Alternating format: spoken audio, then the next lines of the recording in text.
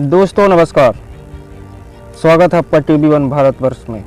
आपके साथ हम हैं जितेंद्र। क्या वाकई हमारे देश के प्रधानमंत्री कम पढ़े लिखे हैं, या फिर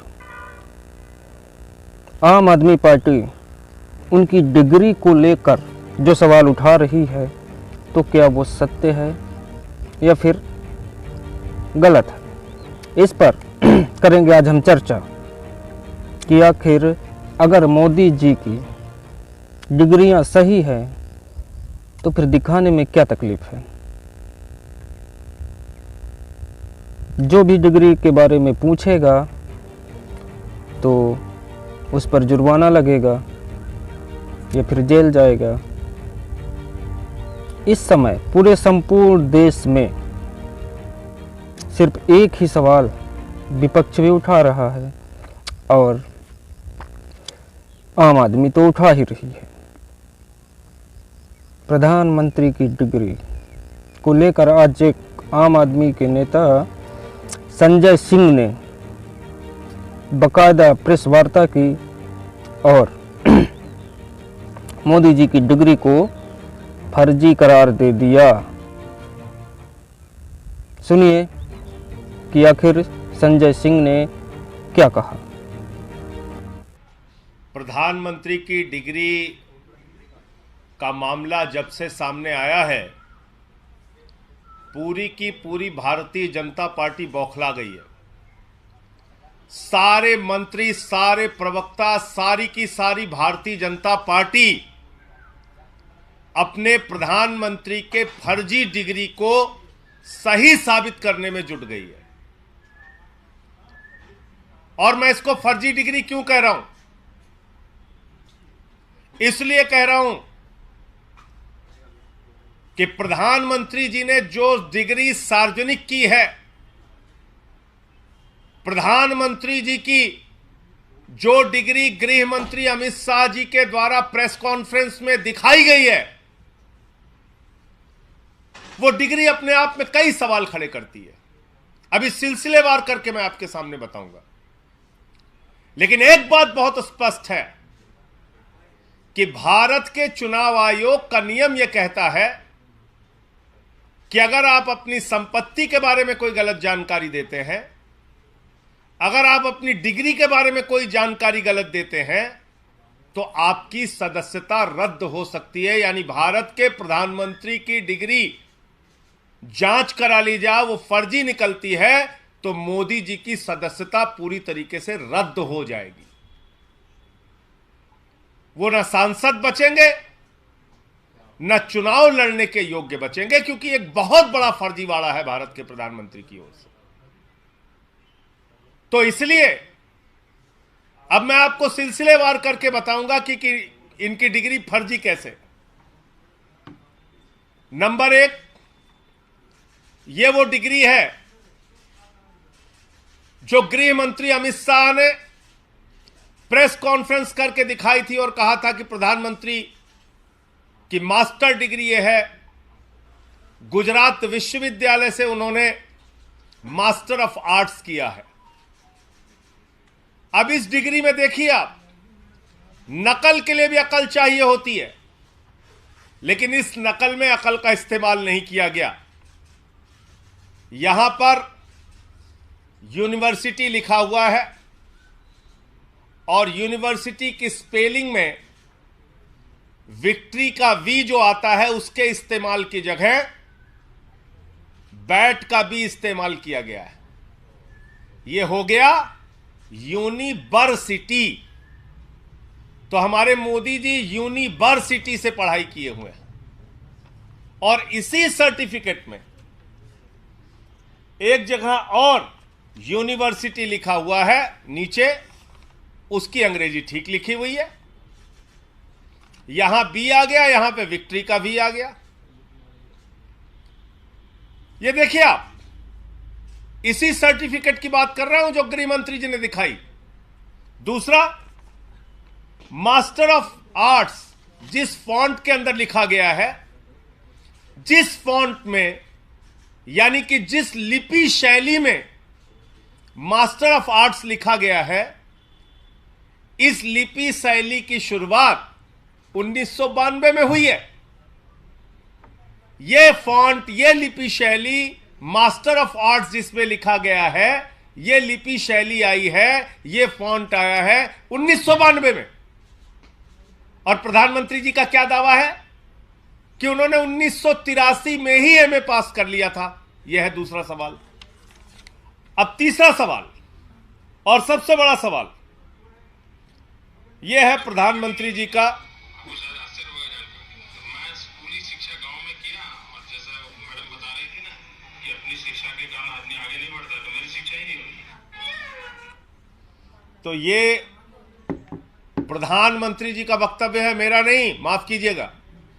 यह किसका वक्तव्य है? भारत के प्रधानमंत्री आदरणीय नरेंद्र मोदी जी का वक्तव्य है, मुख्यमंत्री गुजरात बनने के बाद। आज मेरा सिर्फ एक सवाल है मीडिया के माध्यम से, और भारतीय जनता पार्टी के किसी भी नेता में अगर साहस और हिम्मत है तो जाकर प्रधानमंत्री जी से इस सवाल का जवाब पूछ के बता दीजिए। सवाल क्या है? 79 में और 78 में अगर बैचलर डिग्री दिल्ली विश्वविद्यालय से प्रधानमंत्री ने कर ली, 1983 में मास्टर ऑफ आर्ट्स की डिग्री गुजरात विश्वविद्यालय से कर ली, अगर आपकी 1989 में बीए की डिग्री हो गई, 1983 में एमए की डिग्री हो गई, तो भैया प्रधानमंत्री जी देश के सामने इस बात का खुलासा कर दीजिए कि फिर 2005-6 के दौरान या मुख्यमंत्री बनने के बाद का ये जब का भी भाषण है, आपने क्यों एक टीचर को संबोधित करते हुए कहा कि आपकी कोई शिक्षा दीक्षा नहीं है, स्कूली शिक्षा के आगे आप नहीं पढ़े? ये तो आपका बयान है, मेरा बयान नहीं है। ये बयान तो आपने दिया है प्रधानमंत्री जी, ये बयान आपका है, मेरा बयान नहीं है। मैं स्कूली शिक्षा गांव में किया और जैसा मैडम बता रही थी ना कि अपनी शिक्षा के कारण आदमी आगे नहीं बढ़ता, तो मेरी शिक्षा ही नहीं हुई। मेरी शिक्षा ही नहीं हुई, ये नरेंद्र मोदी जी गुजरात के मुख्यमंत्री बनने के बाद कह रहे हैं, एक टीचर को संबोधित करते हुए। तो भैया जब आपने 79 में बीए कर लिया, 83 में एमए कर लिया, फिर 2005-6 में आप क्यों झूठ बोल रहे हैं? इसका मतलब ये सच बोल रहे थे मुख्यमंत्री रहते हुए, जो उन्होंने कहा वो सच था, वो सच था। उसके पहले के जो उनके डिग्री के खुलासे हैं वो झूठे हैं, गलत हैं। और इसी तरीके से उन्होंने यूनिवर्सिटी से पढ़ाई की है, इंटायर पॉलिटिकल साइंस में यूनिवर्सिटी से पढ़ के आए हैं मोदी जी। तो इसलिए गुजरात हाई कोर्ट का जो फैसला आया वो अपने आप में बड़ा ही चौंकाने वाला है, हास्यास्पद है कि सीआईसी ने ऑर्डर दिया था डिग्री दिखाने के लिए, गुजरात का विश्वविद्यालय गया हाई कोर्ट में कि डिग्री ना दिखाई जाए, और गुजरात के हाई कोर्ट ने जुर्माना कर दिया अरविंद केजरीवाल जी के ऊपर, जिसका कोई लेना देना नहीं। वो गए भी नहीं अपील में। तो इसका मतलब दाल में काला नहीं, पूरी की पूरी दाल काली है।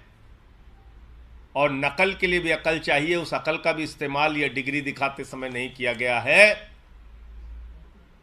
और बीजेपी की सारी लीडरशिप और स्वयं प्रधानमंत्री जी जवाब दें कि 79 में अगर आपने बीए किया, 83 में आपने एमए किया, तो 2005-6 में आपने क्यों कहा कि आपने कोई शिक्षा स्कूली शिक्षा के बाद नहीं की है?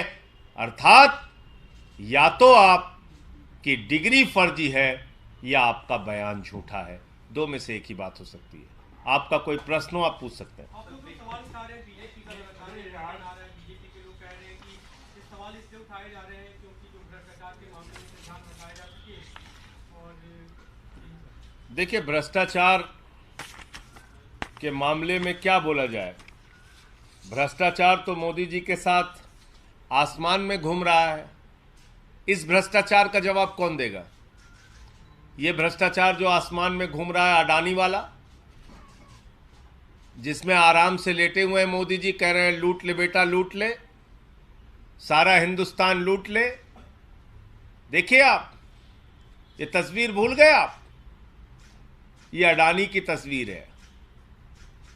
अपनी राजनीतिक सत्ता को बचाने के लिए नरेंद्र मोदी जी ने अडानी के माध्यम से अपनी आर्थिक सत्ता खड़ी की और एक ही व्यक्ति को कोयला दे दिया, गैस दे दिया, बिजली दे दिया, पानी दे दिया, सड़क दे दिया, स्टील दे दिया, सीमेंट दे दिया, सीपोर्ट दे दिया, एयरपोर्ट दे दिया, आकाश से पाताल तक सब कुछ दे दिया, 2.5 लाख करोड़ का कर्जा दे दिया, 86,000 करोड़ का कर्जा माफ कर दिया। और उस अडानी ने क्या किया?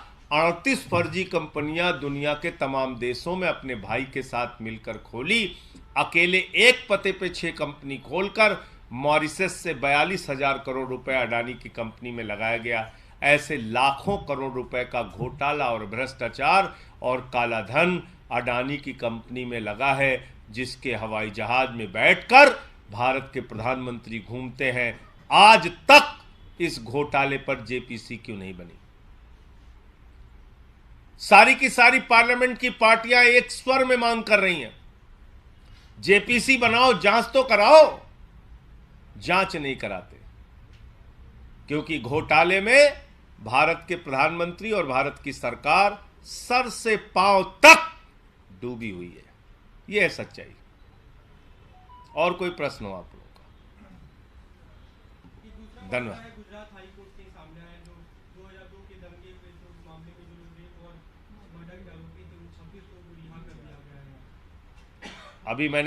आप अभी इस प्रेस कॉन्फ्रेंस में जानकारी दे रहे हैं, मुझे इस पूरे घटना की जानकारी नहीं है, लेकिन मेरा अपना ये मानना है, नफरत की राजनीति, दंगे फसाद की राजनीति, गुंडागर्दी की राजनीति, समाज को तोड़ने की राजनीति इस देश को विखंडित करेगी और ऐसा करने वाले के खिलाफ सख्त से सख्त सजा होनी चाहिए। पश्चिम बंगाल और बिहार में कुछ जगह हिंसा हुई है। उस हिंसा की कुछ तस्वीरें हम लोगों ने देखी। पहली बात तो भगवान श्री राम की मर्यादा के विपरीत, उनका जो जीवन चरित्र था उसके विपरीत जाकर अगर हम रामनवमी के जुलूस में राष्ट्रपिता महात्मा गांधी के हत्यारे गोडसे की फोटो लेके घूमेंगे तो फिर ये बहुत बड़ा सवाल है हमारी व्यवस्था के ऊपर कि आखिर राष्ट्रपिता महात्मा गांधी के हत्यारे की तस्वीर का, गोडसे की तस्वीर का रामनवमी के जुलूस से क्या लेना देना है? क्या प्रभु श्री राम ने यही हमें सिखाया है? यही उनकी मर्यादा, यही उनका आदर्श है? रामचरितमानस से हमें यही शिक्षा मिलती है, जो रामचरितमानस कहता है सब नर करहि परस्पर प्रीति, यानी कि सारे लोग आपस में प्रेम भाव से रहें। तो हम किस ओर बढ़ रहे हैं? क्या संदेश देना चाहते हैं? हिंसा करने वाले, हिंदू धर्म के हों या मुसलमान धर्म के, किसी भी धर्म के व्यक्ति हो, किसी भी राज्य की हिंसा हो, उसके खिलाफ सख्त से सख्त कार्रवाई होनी चाहिए। और अभी तो सुप्रीम कोर्ट तक ने कह दिया, नफरत फैलाने वालों के खिलाफ जो लोग कार्रवाई नहीं करते, नफरत की भाषा बोलने वालों के खिलाफ जो कार्रवाई नहीं करती, वो सरकारें नपुंसक सरकार है। ये तो सुप्रीम कोर्ट की टिप्पणी आ गई है। अब तो मोदी जी को और बीजेपी वालों को शर्म करनी चाहिए। नफरत की बुनियाद पे देश आगे नहीं बढ़ेगा, मोहब्बत की बुनियाद पे आगे बढ़ेगा।